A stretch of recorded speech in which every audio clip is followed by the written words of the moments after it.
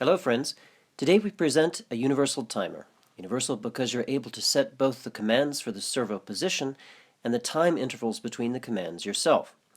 You can use between 1 and 5 different commands. The timer has a weight of less than 1 gram. Here I've attached it to a small. It operates between 3 and 5 volts. The launch release works very easily. Press and hold the start button. The LED light flashes indicating you are in start mode. In the start mode you have between 5 and 6 seconds. Here I've pressed the button and released. The light flashes and the servo starts to function in the position you've set for it. Note that I've put it in reverse position. There's no need to worry that the releases won't work. You can set it to operate in any lock or spring. In order to program the timer, you don't need any special handset or computer input. You can do it all here with this little button. Take note of this color-coded diagram. It indicates which function that the timer is operating in. Press the button and hold. As the light shines, you have between 5 and 6 seconds to release to enter the start mode.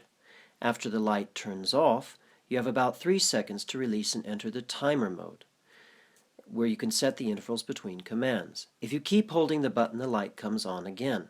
If you release the button here, you are now in the mode for setting the servo position commands.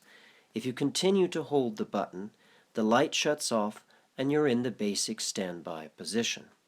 For example, you've started here but you didn't release the airplane for some reason or another. You just keep holding on to the button and it passes through each of these modes back to the standby position. No action is taken. The belt motor doesn't turn or any other function of the servo. Everything is in standby position. You can release the button and start again. Now we'll enter into the program modes. Press the button and hold. Release the button while the light shines and you're in start mode. When the light goes off, release the button and you're in timer mode. Now to enter into the servo position mode. Press and hold the button, the light shines and it is in start position, turns off and it is in timer position. It turns on again and you release and you're in the servo position mode. In any of these modes, if you do not press the button within 3 seconds, that is, you don't enter in any commands, the timer goes to the next position, either in programming or in standby modes. Here the timer indications are given, as you can see, in 5 positions. Each command indicates the time of delay for the motor to be turned on. First, the base position. This is the shortest delay for the motor to start. Press and release the button once, and the delay is for 1/10 of a second. This means if you want the start to be delayed for 0.4 seconds, press and quickly release the button 4 times. The next is directed by pressing and holding the button for a longer period of time. This delays start by a full second each time the button is pressed and held. You can also press and release quickly, giving you more 1/10 of a second intervals. The third is just the same. Hold and release for a full second, short presses for 1/10 of a second. In 4th position, press and hold for 10 seconds, short presses for 1 full second intervals. 5th position is usually used for landing. Press and hold for 1 minute intervals, short presses for 10-second intervals. You can use all 5 positions or a single combination of positions. Simply select the ones that most suit your needs. Now I will set the timer for using all 5 position settings. You can set any of the positions or all of them. For example, I will set the timer to the following commands. First position 0.4 seconds, second 3.2, third 4.1 seconds, fourth 2 seconds, and fifth 10 seconds. The timer preserves all settings even if you disconnect it from the power source. When you connect the timer to the battery, it flashes indicating the intervals to which it was set. Let's set up the timer. Hold the button to start position. The light goes out and you release for timer mode. For the first position, I'm going to press the button 4 times for 4/10 of a second. Let's test. Here it flashes 4 times to confirm.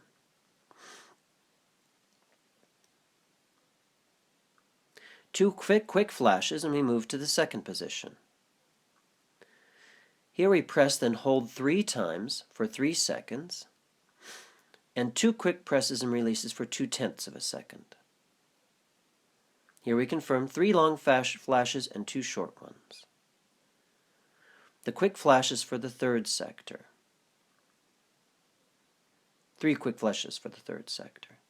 1 second, 2, 3, 4, and 1/10. Confirm 4 and 1. 4 flashes to the fourth position, 2 seconds, 1, 2.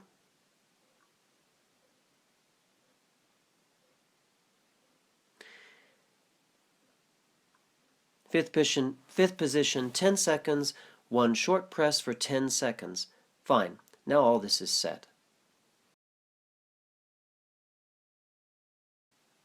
The timer automatically moves to standby position if you don't enter anything within 3 seconds. Let's see now how this servo plays out this timing. Press the button and the light turns on. Release and the timer enters into start mode, and it begins to work, moving through all the positions. I put the 5th command to operate in the opposite direction. Here you'll see how it works. That's all. The timer has run through all the commands.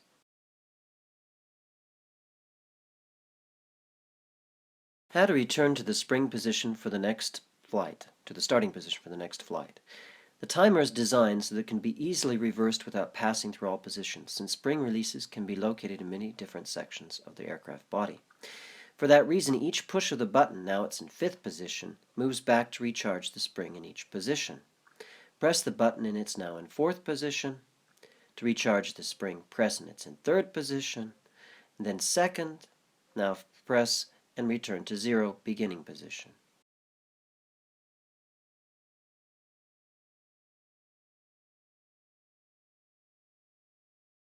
The light is in standby position.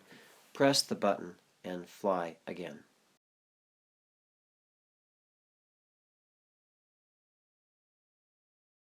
Let's set the different positions for the servo. We shall set them in different directions so that you can see how this works. You can program them to operate in whichever direction you want. Press and hold the button, the light shines. This is in start mode. Continue holding till the light turns off. Release puts the timer mode into the light shines again. Release. We will put it in the 0 position. I want to start from a particular point. Let it go to here. For example, this is the placement of 0 position. So if you press at a short interval, the servo moves 1 degree. If you want more, hold the button. Release when it gets to the desired position. Press 2 times quickly and it moves in the opposite direction. If you go past the position you wanted, press twice quickly and return back. So let's put this at the 0 starting position. If we don't press for 3 seconds, it goes out of that mode. Then let's set it to the 1st position. Here will be the 1st position. Wait 3 seconds. 2nd position. Okay, let the 2nd command be here. Wait 3 seconds.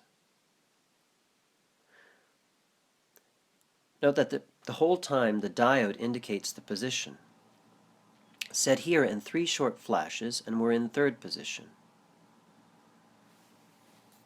This allows you to mark the location on the server for the 3rd position. Let the 3rd position be here. 3 seconds, we don't do anything. It records the position, moves to the 4th position. Let's leave this here in the 4th position.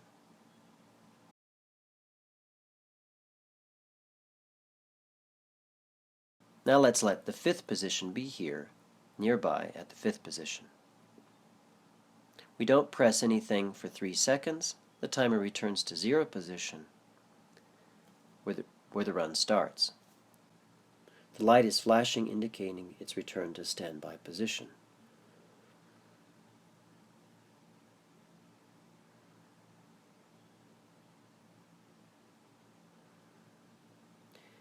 Let's now set the timer to work on the timing we've set for it.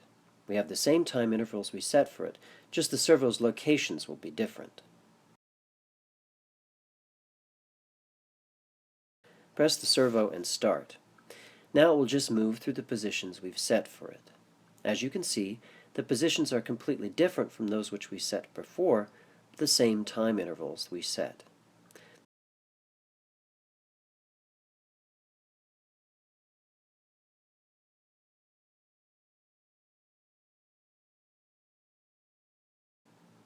That's all. The model has gone through all positions and landed. Now we'll press the button and reverse the commands to charge the springs for the next flight. We've charged the fifth command, fourth, third, second, first, 0 starting position, and everything is ready. Here in the settings you can change any one of the individual sections. If you don't like the timings for the third position, you can go back and reset it. Everything stays the same except for the position you have edited or reprogrammed. Let's say you don't need all 5 commands. Let's say you want to choose only the sectors and times that you need. Let's say that the 5th landing position you need, the 4th you don't need, and the 1st you don't need. So you need to zero out the 1st and 4th positions. That means you want the 2nd, 3rd, and 5th to stay as they were. So I'm now going to show you how to use the positions you don't need, how not to use the positions you don't need. That means we want to remove the 1st and 4th positions. Let's go into timer mode, press and the light shines for the start mode. It goes out, we release, putting us in timer mode.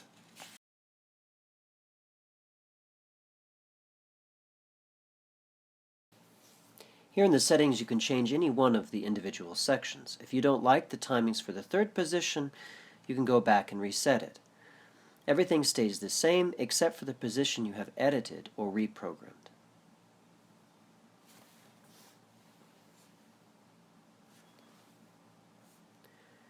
Let's say you don't need all 5 commands. Let's say you want to choose only the sectors and times that you need.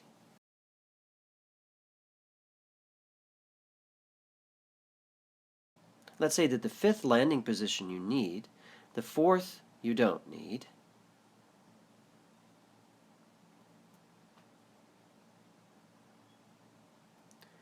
and the 1st you don't need. So you need to zero out the 1st and 4th positions.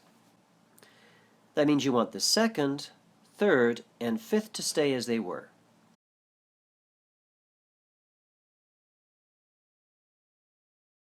So I'm now going to show you how to use the positions you don't need, how not to use the positions you don't need.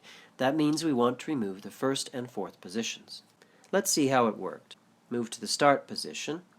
The start moves to the 2nd position, then the 3rd, 5th landing, and start position. All 3 positions which you've set it to.